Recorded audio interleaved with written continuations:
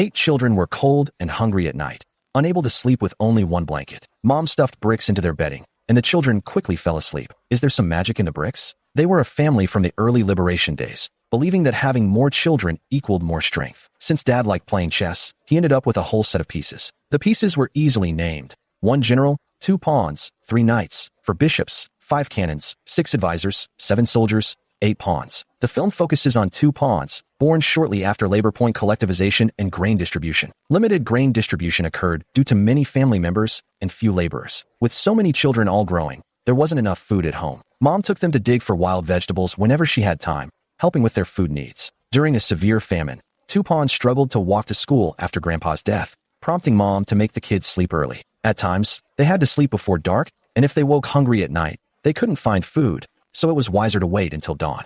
Despite never attending school, the second ancestor excelled at games and had many friends. At that time, the family was poor, with 10 people sharing one blanket.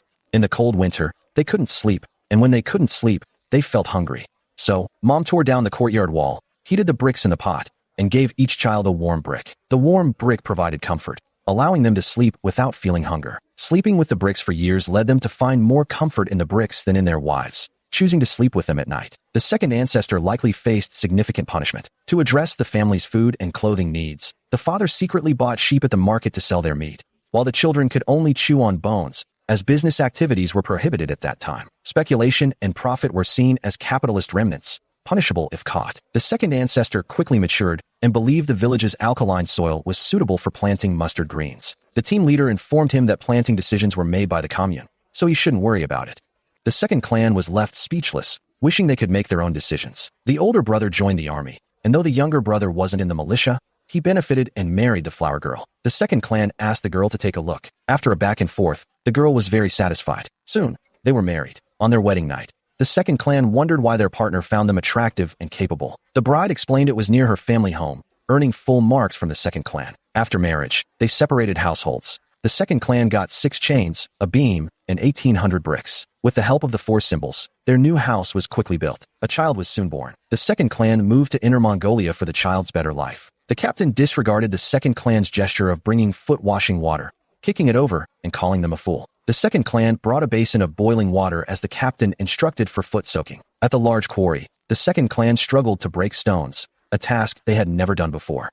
The captain would harshly scold him for poor performance. The second team needed to work hard and study diligently to earn money. He was indifferent to others' treatment, willingly tackling tough tasks and preparing foot baths for the captain. After half a month, the captain finally smiled at him. In just over 20 days, he became a team leader. At year-end, he earned the team's highest salary of over 620 yuan, a significant amount then. He aimed to enhance his life with the money. He reconstructed 3 houses with tile roofs. His friend noted his skills, quick thinking, and character. After his friend became captain, he made him vice-captain of the second team. The second team's leadership ensured a sufficient grain supply with a surplus. The next year, they acquired fertilizers and machinery not available to other teams. After households contracted farmland, the second team sought more profitable market crops due to low grain production benefits. That year, they met an agricultural technician who guided the second team in using plastic film to grow watermelons, resulting in earlier maturity and high prices, earning over 1,000 yuan per acre.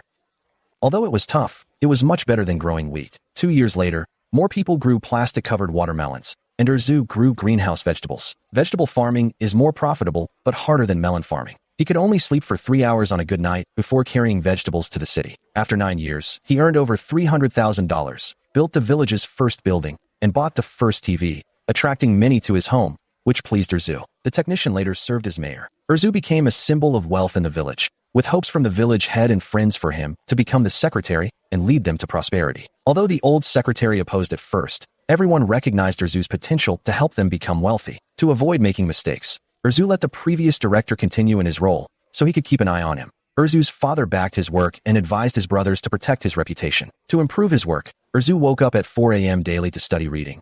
But the old director continued to find faults, hindering his performance, prompting Erzu to visit the mayor for help.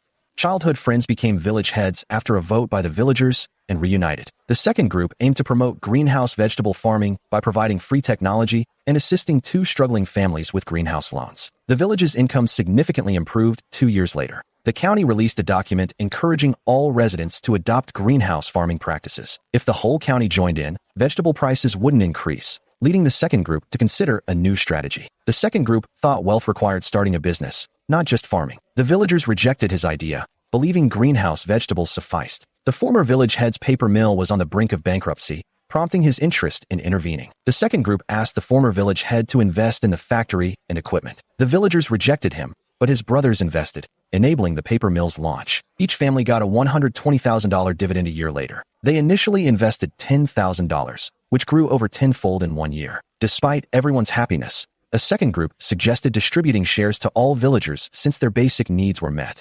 But everyone is still very poor. If only we were wealthy, the whole village would definitely be jealous. The brothers, who previously hesitated to invest, now seek a share in the profitable paper mill. The brothers have decided to abandon the second group and leave. The second group took over 3 months. The villagers agreed and invested 10,000 yuan. The second group, now with funds, plans new projects. The villagers are financially stable and well-fed, but many homes still require improvement.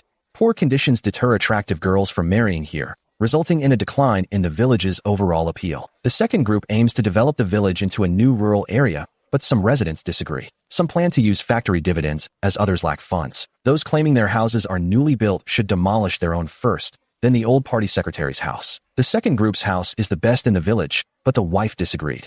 After years of marriage, he visited her family with their child for the first time. The old party secretary reversed his agreement about demolition, and the former director responded by leaking the news.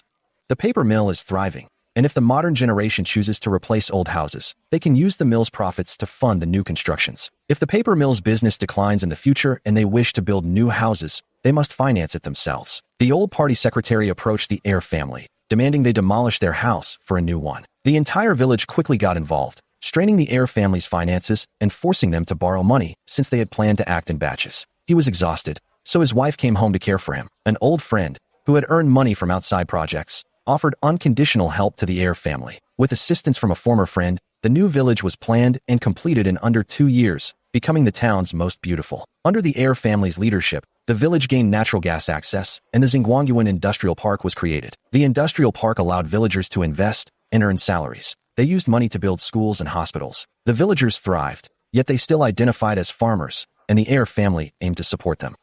City living for all. He aims to elevate the village to a county-level city, but his childhood friend doubts it. If Shijiazhuang can be called a city, why can't our Xizhuang? The film's journey ends here. This film tells the story of Li Erzu, who never attended school, leading his village from the poorest to the most beautiful in the county. Based on true events from Zixinzhuang village, Puyang, Hunan, Li Erzu likely encountered numerous challenges but persevered, exemplifying the essence of a true leader. Alright, if you want to see more great movie commentaries, please follow me.